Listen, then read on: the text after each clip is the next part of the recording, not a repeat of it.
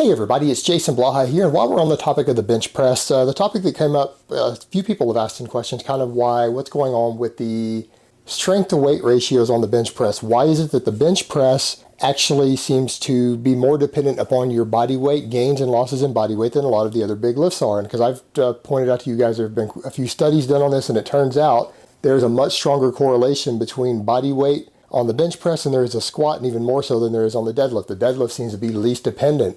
So what's going on there? Now, obviously, we all know that body weight increases are going to increase strength. A big part of it largely due to just changes in muscle size. A thicker muscle fiber is capable of producing more force. When it contracts fully, or it contracts at all, a muscle fiber produces a set amount of force based on its size and the type of fiber it is. There's no other variable in there. All the neural efficiency and motor patterns that we have from strength gains generally come from training the body to recruit more muscle fibers faster. That's where strength and power comes from. It doesn't come from the fibers themselves contracting more. Their size and their fiber type determines how much force they produce when they contract, nothing else. Now, other factors in there with weight gain tend to be things like intermuscular water due to glycogen stores, or intermuscular triglycerides between the fibers and in the stores in there can create additional leverages and things that can increase strength.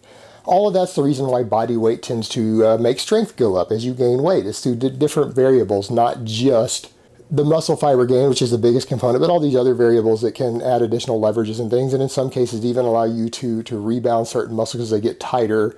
Certain muscles can create additional force out of the bottom because they're pressing against others, like your hamstrings on your calves, biceps against the forearm, things like that can create a little additional leverage from body weight gain, even from fat, but those are very minor in the grand scheme of things. So what is so special about the bench press versus things like the squat or the deadlift that make it so prone to changes in body weight?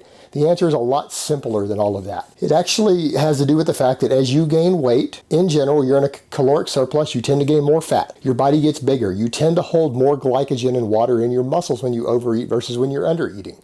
So there actually is a measurable difference in your chest size, the diameter of your chest, the diameter of your torso when you're overeating and gaining fat and water weight versus when you undereat and the water cuts back, so you bloat less and you start losing fat. It actually changes the circumference. Well, on a bench press, not so much with the narrower grip, but even then, but as you get wider on your bench press, the range of motion cuts down versus further in. And when you're dealing with something like the chest, if you are gaining even fractions of an inch on how far your chest sticks out due to tissue, whether it's a combination of intermuscular water or fat, you start trimming the range of motion down as body weight goes up. And as your body weight goes down, the range of motion gets longer. And when you're using a wider grip on a bench press, you already have a shorter and shorter range of motion, but then you trim it down further. And where is the range of motion change coming from? From the bottom, the hardest part of the movement where you can only lift the lightest amount of weight. So if you can gain enough water weight and fat to increase your chest enough to where you can bench 10 more pounds due to the shorter range of motion because you're starting at a slightly higher point, the range of motion is shorter and you're pulling out the weakest link in the lift, your 10 pounds of strength gain actually hasn't come through gaining strength. It hasn't come through gaining muscle. It hasn't even come through shifts and leverages in there. It is purely by removing a fraction of an inch from the hardest part of the movement. So it's not actually true strength gain. So there is a method to eating your way to a bigger bench.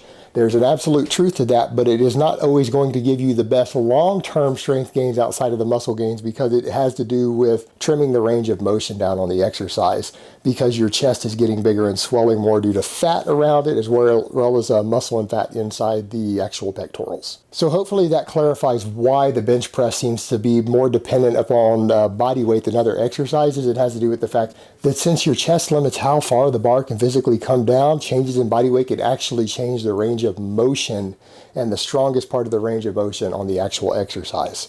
All right, guys, so that's really all I have to say on that today. I hope it's been informative, and I will talk to you guys next time. But let me give you guys a bicep shot before I go. Oh, Mount Vesuvius.